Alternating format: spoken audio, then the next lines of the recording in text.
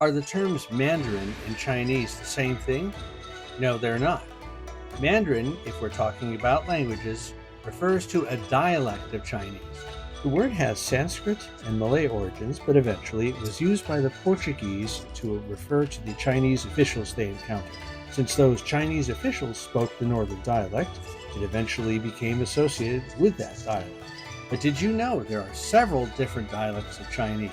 For example, there's Cantonese, which is spoken in Hong Kong and Guangdong and other places. There's Shanghainese, which, as you might expect, is spoken often in Shanghai. And then there's Southern Min dialect, which is spoken in places like Fujian, Taiwan, and even in places like Singapore.